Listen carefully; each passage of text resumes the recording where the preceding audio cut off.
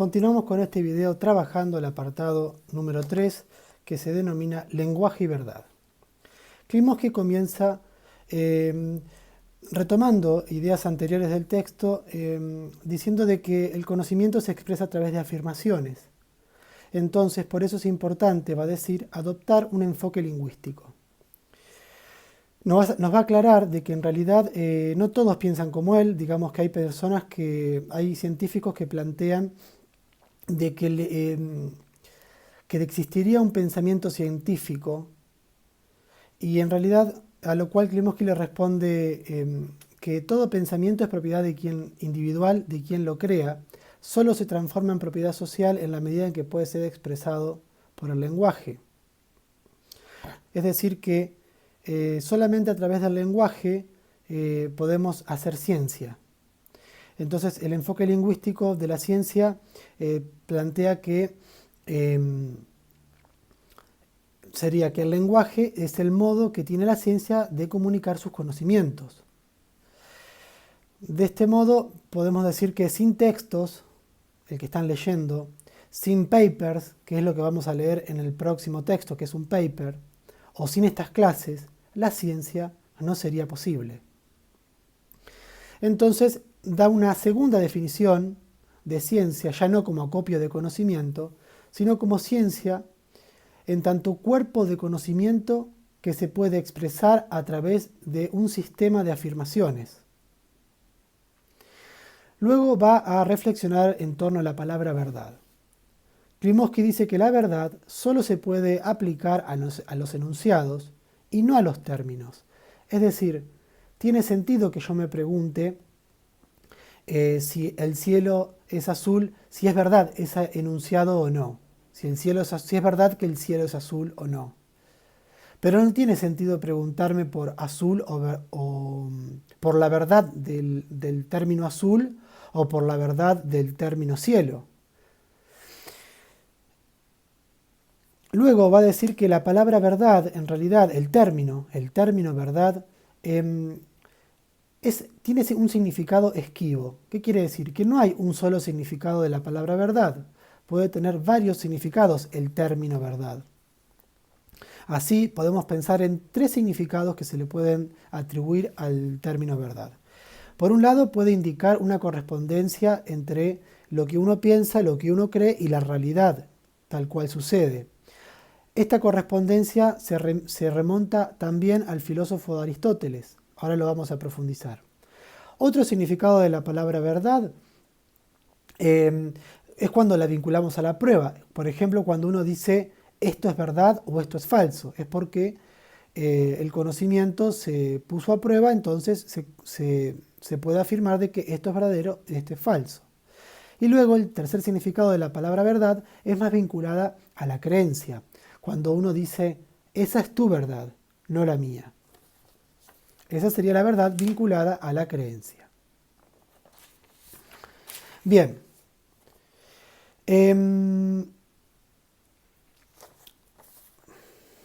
La concepción aristotélica de verdad, esta sería, ahora Klimovsky va a profundizar en la concepción aristotélica de verdad, que sería el primer significado que dijimos que es cuando existe correspondencia entre el pensamiento y la realidad.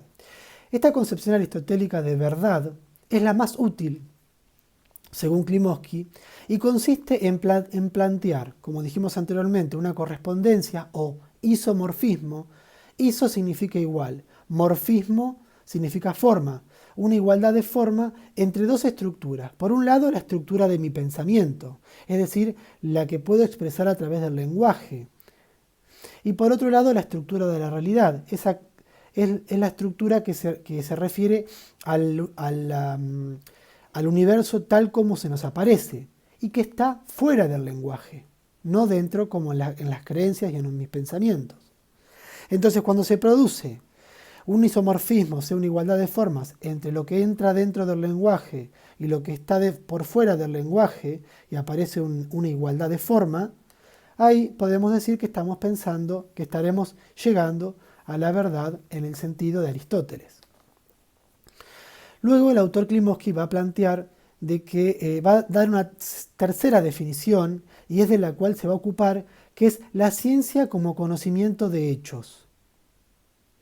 Va a dejar por fuera a la matemática y a la lógica, pero no sin articularla, porque va a decir que las matemáticas y la lógica pueden servir como herramientas. Por ejemplo, la estadística, que utiliza la matemática para poder desarrollar su método, el método estadístico, del cual hablamos en los apartados anteriores. Y luego va a dar una definición de hecho. Va a decir que el hecho es toda configuración que se realiza en una realidad, en un instante y en un lugar determinado. Va a decir que hay dos tipos de hechos. Los hechos singulares, que se refieren a cuando atribuimos el color de un objeto, la lapicera azul, o también cuando establecemos una relación entre sí entre dos o tres objetos. Por ejemplo, la lapicera se relaciona con el papel porque sirve para escribir. Entonces ahí podemos establecer una relación entre dos objetos, papel y lapicera. Estos serían los hechos singulares. Luego están el hecho general, que se utiliza para designar cuando existe una regularidad entre dos acontecimientos. Por ejemplo, si yo golpeo 3 veces la mano, estoy relacionando el acontecimiento de golpear la mano con el acontecimiento de la aparición del sonido 3 veces. Bien, la ciencia como conocimiento de hechos de hechos singulares y generales, lo que designa es un estado de cosas que sucede en la realidad. Y no se utiliza, como dijimos anteriormente, para las matemáticas y la lógica, y es lo que se conoce como ciencia fáctica. O sea, la ciencia fáctica va a ser la ciencia entendido como conocimientos de hechos singulares y generales. Y Klimovsky va a poner ahí, va a ubicar a la física, a la biología, dentro de las ciencias fácticas, pero también va a ubicar a la psicología, a la sociología y a la economía. O sea, va a decir que tanto la física como la psicología son ciencias fácticas. Y nos advierte que hay un punto de vista, o sea, hay otros pensamientos que dicen que no, que en realidad el conocimiento de los hechos sociales son distintos al de los hechos físicos. Y por lo tanto, la psicología no puede entrar, al igual que la sociología, no podía entrar dentro de las ciencias fácticas. Lo cual Klimovsky plantea su postura y dice que por más que sean distintos, eso no quita que la psicología sea una ciencia fáctica. Y continúa haciéndose una pregunta ética, que es, porque en la actualidad existen posturas que dicen que existirían las ciencias del hombre, Y esas personas que se preguntan, que plantean de que existirían las ciencias del hombre, Klimovsky les pregunta, ¿el ser humano puede ser objeto susceptible de observación y experimentación? O sea, ¿el ser humano puede transformarse en un objeto? Esto plantea serios problemas éticos. Luego, Klimovsky continúa profundizando en esta idea en esta concepción aristotélica de verdad, y ya va a decir que es indispensable para poder pensar a la hora de pensar las ciencias fácticas. Y voy a poner el ejemplo de la siguiente frase. El gato está en el tejado. Cuando una persona dice que el gato está en el tejado, está diciendo una oración, que a su vez esa oración en realidad está respetando tres dimensiones, que se llama semiótica. Está respetando. La primera dimensión sería la sintaxis. Yo no puedo decir gato está tejado él. Para poder expresar ese enunciado debo seguir las reglas sintácticas de oración. Luego está la semántica. El gato está en el tejado es un conjunto de palabras que tienen un significado. Semántica es significado. Significa significado. O sea que el gato significa un animal con 4 patas, tejado sería la parte superior de una casa.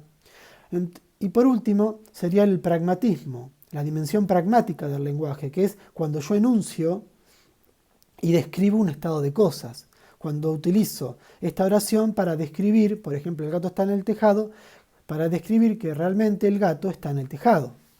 Entonces, la concepción aristotélica de verdad implica respetar la dimensión sintaxis, semántica y pragmática del lenguaje. Por lo tanto, entonces podemos decir que si ese enunciado que describe un estado de cosas que sucede en la realidad y ese estado de cosas acaece realmente en el universo, podemos estar hablando de que ese enunciado es verdadero.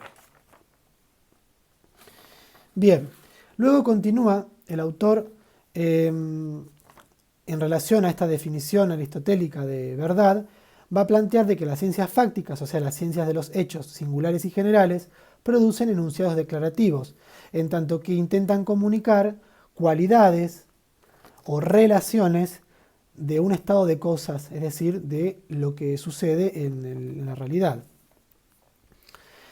Y va a plantear que esta concepción aristotélica de verdad ya no tiene en cuenta, como lo hacíamos con Platón, creencia, verdad y prueba, sino que vamos a tener en cuenta lenguaje, realidad y verdad. Es decir, yo para poder expresar si un conocimiento es verdadero o falso, debo hacerlo a través del lenguaje.